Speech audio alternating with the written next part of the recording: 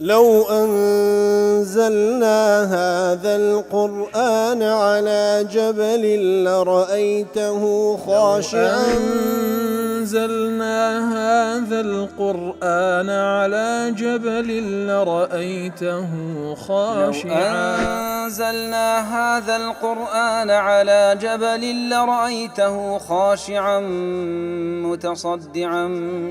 من خشية وتلك الأمثال نضربها للناس لعلهم يتفكرون.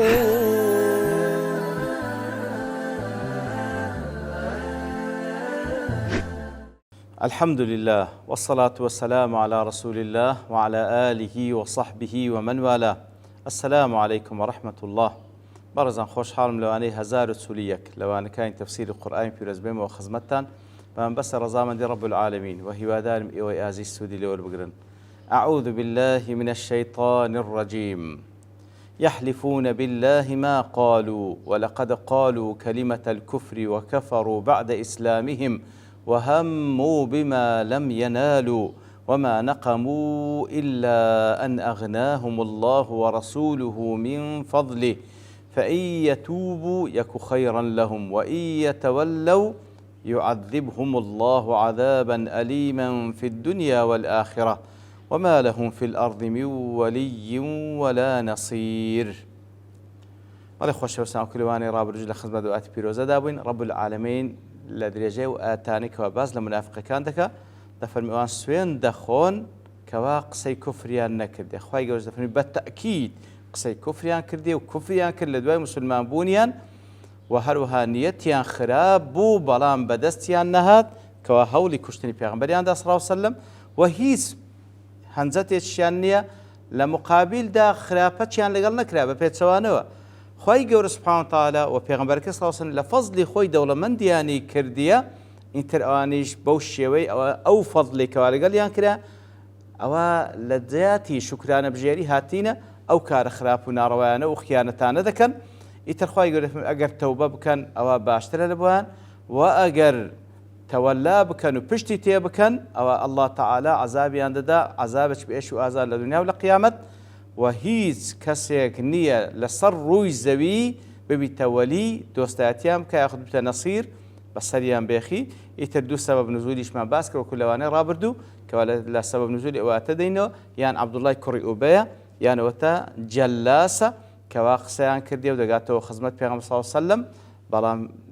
لدواي أو الدين سوين دخون كوا ويان نقوتيا يتروكو دالي وهاتان رواية وغيرهما مما روي هنا أو دروياتي كباسكرا وكلواني رابط باسمان كرد وغير أوش كله مما يفيد تنوع مقالات وكلمات مكفرة لهم كواتا أو دو روداوة وتسندين رواياتي دي كاش كوا أوان فعلا تسندين كلمات يان كده كوا تسندين كلمات يان قوتيا منافقة كان كوا هموي دبيت معي كافر بون ودرسون يان لو دينا وإن لم يمكننا تعيين شيء منها في هذه الرواية كواتا يعني ناكر التعيين يكك لو أنا بكم بالذات أو سبب نزول كيتي يترخواي سبحانه وتعالى أو آتان دابزان بالتأكيد سندين رودا ورويدا بويكوا أوان فعلا أو منافقانا كلمة كفريان دركان ديا وهموا بما لم ينالوا وهموا وكو لا تفسير سعد ضلي وهموا بما لم ينالوا طبعا وهوليان دا لبوشتيش خراب بلان بدستيان نكوت تفرمي وذلك حين هموا بالفتك برسول الله صلى الله عليه وسلم في غزوة تبوك كاتك هوليان دا لريقاي غزوة تبوك هوليان دا بيغمبر بوكوزن صلى الله عليه وسلم فقص الله عليه نبأهم يترخواي قورش هولكاني لبو بيغمبر صلى الله عليه وسلم جيرايوة فأمر من يصدهم عن قصدهم يتر بيغمبر صلى الله عليه وسلم كاتك واخوي يقول بيراجان كوان محاولي كشتني ذكر بأن صلى الله عليه وسلم فرمان بكسان كركوا أوان لو بيلان قلاويان دا رابقرن لتفسير محرر ضلي أي وهم المنافقون أن يفعلوا من الشر والفتك برسول الله صلى الله عليه وسلم كوات منافق كان هولي خرابو هولي كشتني بيغمبريان دا صلى الله عليه وسلم كاتك ولا غزوة تبوك دا قريتوا بلام ما لم يستطيعوا الوصول إليه بلام دستيان نجيش ببيغمبر صلى الله عليه وسلم لبرتي إذ عصمه الله تعالى منهم برو الله تعالى پیغمبری پاراست لوان صلى الله عليه وسلم. ابن كثير دل نزلت في الجلاس بن سويد دل آتا داب زير بار جلاس كوري سويد وكل وانا راب الباس ماكر، وذلك أنه هم بقتل عمير ابن امرأته لما رفع كلمته المتقدمة إلى النبي صلى الله عليه وسلم. كواتا جلاس لباشو إكا أخسي كردو عمير كوا قتمان وكل حجري بو ربيبي بو واتا كوري خيزانكي بو جلاس زربابي بو كاتك وعمير سوق سكلي بو بيغمبر جرا صلى الله عليه وسلم جلاس هولدا بيكجي. وقد ورد أن نفرا من المنافقين هموا بالفتك بالنبي صلى الله عليه وسلم وهو في غزوة تبوك. ولوش هاتي كواتا دربار جلاس كويستي عمري بكجيتن كاتك وقسكي جرابو ياخد درباري أو منافقان بكوا هوليان دا بيغمبر بكجن صلى الله عليه وسلم لريه قرانوي كاتك لتبوك دا قرايوه ليكيق لشوكان دا أوانش جماريان 12 رجلا كواتن كسيق بمات لدى زياتر وكو الضحاك دلي درباري أوان دابزتا أو أحاديث كوبو وكو إمام أحمد لبو من بازدك رحمة خوالي لطفيلي أبي طفيل عامر بن واثلة خوالي راد دفرمي لما أقبل رسول الله صلى الله عليه وسلم من غزوة تبوك كاتك وابيان صلى الله عليه وسلم دقرايا ولا غزوة تبوك أمر مناديا فنادى فرماني كر بكسك ومبلي أن رسول الله صلى الله عليه وسلم أخذ العقبة كواتا أقدار بن بيان صلى الله عليه وسلم بريقاي عقبة دقريته وكوا ديار الريقايق بوا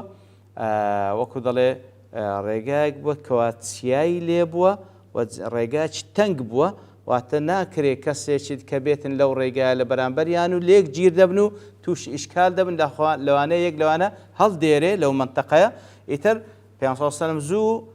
فرماي بكسي كركوا أما أو ريقايا دقنا بر أقدار من كسنيتا أو رجال برانبر ما تاوكتوش إشكالين. فبينما رسول الله صلى الله عليه وسلم يقوده حذيفة ويسوق به عمار رضي الله عنهما كاتكوا أو اشتركوا في غنبري صلى الله عليه وسلم حذيفة لدواوة باون لدواوة اشتركوا وكبليدي هاجوا عماريش لغاوة كي قرتيو لبيشوية إذ أقبل رهط كوملك هاتنا برانبريان رهد ضلي بسيك ستادك أزدقوتري رهد متلثمون على الرواحل أو رهطة أو مجموعية أو كومالية هموش دمامتي خويان دابو لسربشتي واشتربون فغشوا عمارا ازدحموا عليه كاتقيشنا عماري خريق بو بابلين عماري وكدري غشوا واتداي بوشن واتا بيكوينن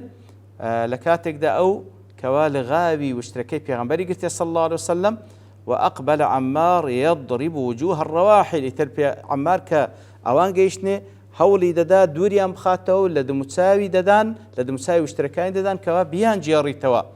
فقال رسول الله صلى الله عليه وسلم لحذيفة قد واتا كحذيفة لدوا واشتركي بيان صلى الله عليه وسلم دهاجبا بيان صلى الله عليه وسلم بيفرمو قد واتا بوستا أقادار با لبرويبا قيشتنا وهذا كساني لمقابل ما دينو قيشتينا عماري حتى هبط رسول الله صلى الله عليه وسلم حتى وكو اشتركان يخكردو وبيغمبر صلى الله عليه وسلم دابزي لو اشتركي.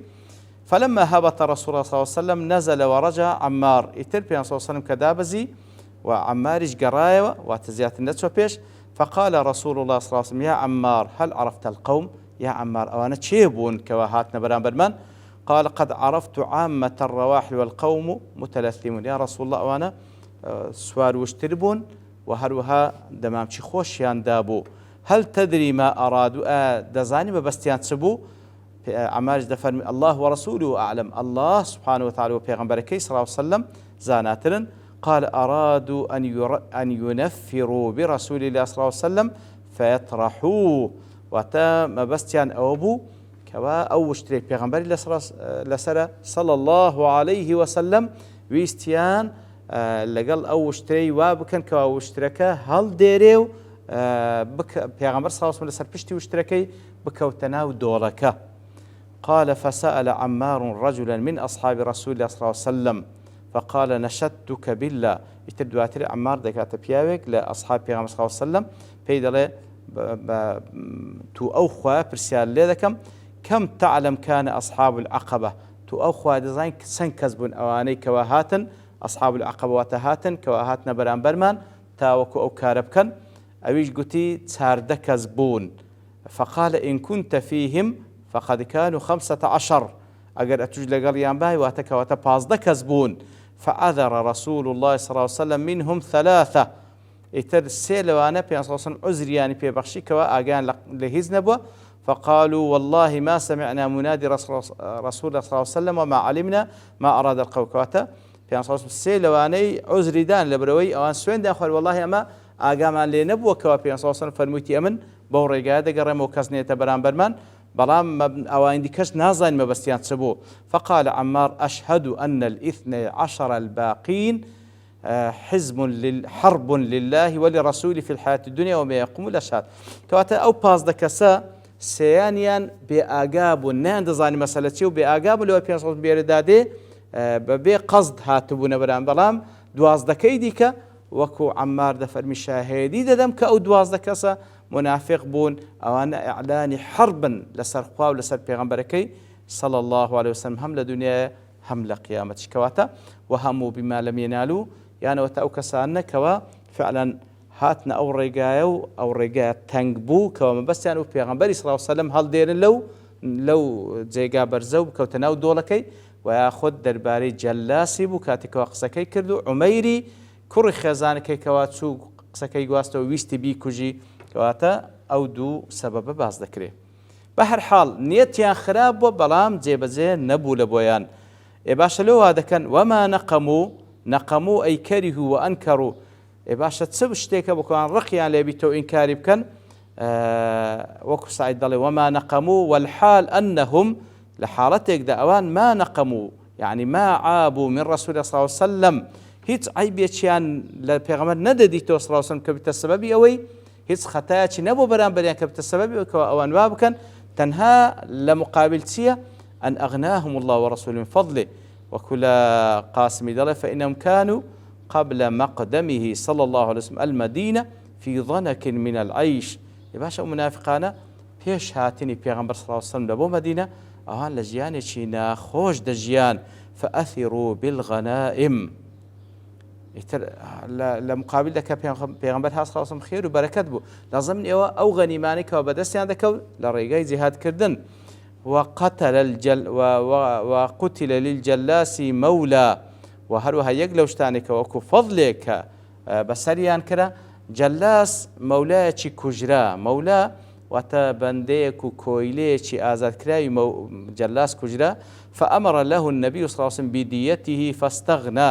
بيان صلى الله عليه وسلم فرماني كركوا خيني أو مولاي بدر يتجلاسي يتربي دولة مندبو والمعنى أن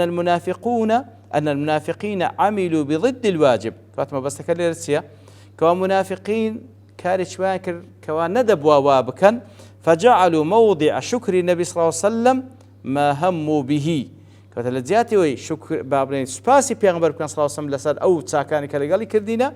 اوان بعكس ونيتيان خراب برانبري ولا ذنب الا تفضله عليهم